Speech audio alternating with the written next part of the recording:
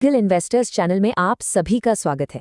कहते हैं बाज की तरह ऊंची उड़ान भरनी है तो बाज की तरह नजर भी रखनी होगी। तो चलिए इसी पैनी नजर के साथ आज के एनालिसिस की शुरुआत करते हैं। अच्छा, एक सवाल है, क्या ऐसा हो सकता है कि किसी कंपनी की सेल्स मतलब बिक्री तो गिर जाए, लेकिन उसका मुनाफा, उसका प्रॉफिट रॉकेट की तरह ऊपर भाग जाए? सुनने में थोड़ा अजीब लगता है ना? लेकिन सिरमा एसजीएस के साथ, जी हाँ, हाल के नतीजों में बिल्कुल यही हुआ है। तो चलिए अब सीधा कंपनी के कॉन्फ्रेंस कॉल के बड़े सिग्नल्स को डिकोड करते हैं। देखिए, इन नंबर्स के पीछे ना एक बहुत ही दिलचस्प कहानी छिपी हुई है और अक्सर अक्सर लोग पहली नज़र में इस कहानी को मिस कर जाते हैं। सबसे पहले ये नंबर देखिए, -19%। जी हाँ, कंपनी का रेवेन्यू यानी जो कुल कमाई हुई है वो पिछले साल के मुकाबले 19% नीचे है। अब पहली नज़र में तो ये देखकर लगेगा कि अरे ये तो चिंता की बात है, लेकिन कहानी में ट्विस्ट यहीं से आता है।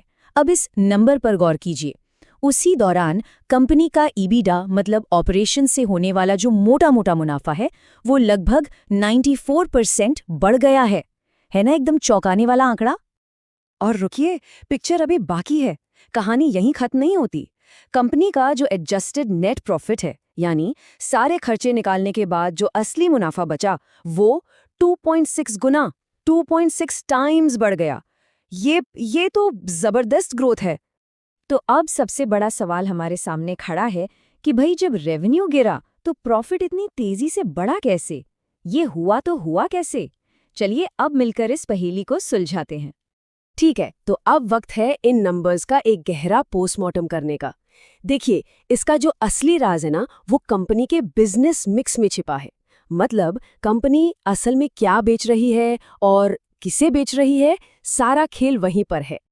ये चार्ट देखिए, इससे सारी कहानी एकदम शीशे की तरह साफ हो जाएगी। पिछले साल क्या था?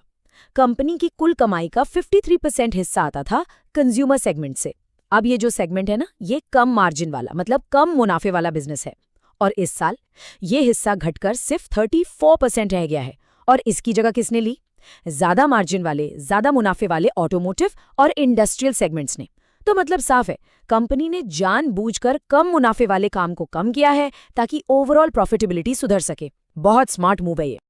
अच्छा, इसी बीच अगर हम प्रोमोटर्स की होल्डिंग पर एक नज़र डालें तो वो लगभग स्थिर है, स्टेबल है। पिछले एक साल में 46.9% से मामूली घटकर 46.4% हुई है। ये कोई बड़ा बदलाव नहीं है। और ये क्या दिखाता है? यही कि कंपनी को जो लोग चला रहे हैं उन्हें कंपनी की इस नई स्ट्रैटेजी पर, इस नए रास्ते पर पूरा भरोसा है। तो ये जो कुछ भी हो रहा है ये कोई तुक्का नहीं है। ये सब कंपनी के एक सोचे समझे एक नए गेम प्लान का हिस्सा है। अब कंपनी का फोकस वॉल्यूम पर नहीं, वैल्यू पर है। मतलब ज्यादा माल बेचने पर नहीं, बल्कि हर माल पर ज्यादा मुनाफा कमाने पर है। और इस नए गेम प्लान को जमीन पर उतारने के लिए कंपनी ने हाल ही में 4 बड़े और बहुत ही स्ट्रेटेजिक कदम उठाए हैं। पहला, एलकॉम सिस्टम्स को खरीदकर डिफेंस और मैरिटाइम सेक्टर में एंट्री। दूसरा, शिन्यूप के साथ एक जॉइंट वेंचर करके पीसीबी मैन्युफैक्चरिंग में कदम रखना। तीसरा, के सोलारे एनर्जी के साथ सोलर इन्वर्टर का काम शुरू करना। और चौथा, एलिमास्टर के साथ मिलकर रेलवे और इंडस्ट्रियल सेक्टर में अपनी पकड़ और मजबूत करना। ध्यान देने वाली बात यह है कि ये सारे के सारे सेक्टर्स हाई ग्रोथ और हाई मार्जिन वाले हैं।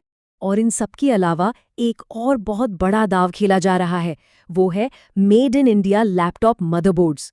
सोचिए, अगर मदरबोर्ड्स भी खुद बनाने लगे तो लैपटॉप असेंबली के मार्जिन में सीधे सीधे 4 से 5% का इजाफा हो सकता है। और तो और FY27 तक सरकार की जो PLI स्कीम है उसका फायदा मिलने की भी पूरी उम्मीद है। ये एक गेम चेंजर हो सकता है। तो ये तो हुई कंपनी की स्ट्रैटेजी। अब सुनते हैं कि मैनेजमेंट खुद क्या कह रहा है, आगे का रास्ता कैसा दिखता है और कंपनी की अपनी क्या उम्मीदें हैं। मैनेजमेंट ने FY26 के लिए काफी मजबूत गाइडेंस दी है। पहली बात, उनका मानना है कि रेवेन्यू में 30 से 35% की ग्रोथ आ सकती है। दूसरी बात, ईबिटा मार्जिन 8.5% से बढ़कर 9% या उससे भी ज्यादा हो सकता है। तीसरी, एक्सपोर्ट से जो कमाई है वो 1000 करोड़ का आंकड़ा पार कर सकती है। और सबसे अहम बात, कंपनी के हाथ में अभी 5800 करोड़ रुपए का एक बहुत स्ट्रांग ऑर्डर बुक है। ये दिखाता है कि आने वाले समय के लिए विजिबिलिटी काफी अच्छी है। अगर आपको ऐसे कॉन कॉल सिंपल हिंदी में समझने में मदद मिलती है तो चैनल को सब्सक्राइब कर सकते हैं। चलिए अब तक तो हमने अच्छी अच्छी बातें की, लेकिन हर सिक्के के दो पहलू होते हैं। तो अब देखते हैं कि कंपनी के लिए बुल और बेयर केस क्या बनता है। मतलब तेजी के क्या कारण हैं और कौन सी चुनौतियां हैं जिन पर नजर रखनी होगी। तो पहले बुल केस की बात करते हैं।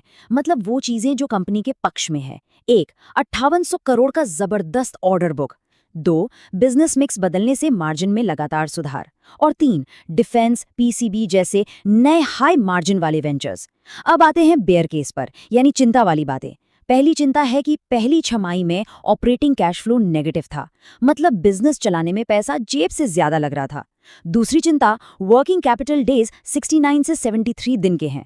आसान भाषा में पैसा मार्केट में ज्यादा दिनों तक फंसा रहता है, जो कि थोड़ा ज्यादा है। और तीसरी बात, एक्सपोर्ट टैरिफ को लेकर अभी भी थोड़ी अनिश्चितता बनी हुई है। तो ठीक है, इस पूरी चर्चा के बाद फाइनल वर्डिक्ट क्या है? इस पूरे विश्लेषण का निचोड़ क्या निकलता है और हमें एक इन्वेस्टर के तौर पर आगे किन चीजों पर अपनी बाज वाली नजर रखनी है? चलिए इसे एकदम संक्षेप में समझ लेते हैं। पहली बात, क्या सही हुआ? कंपनी का जो हाई मार्जिन सेगमेंट्स पर फोकस करने का स्ट्रेटेजिक फैसला था, वो बिल्कुल काम कर रहा है और इसीलिए प्रॉफिट तेजी से बढ़ा है। दूसरी बात, कहाँ दिक्कत है? दिक्कत है कैश फ्लो में। वर्किंग कैपिटल में पैसा फंसने की वजह से कैश फ्लो पर दबाव है।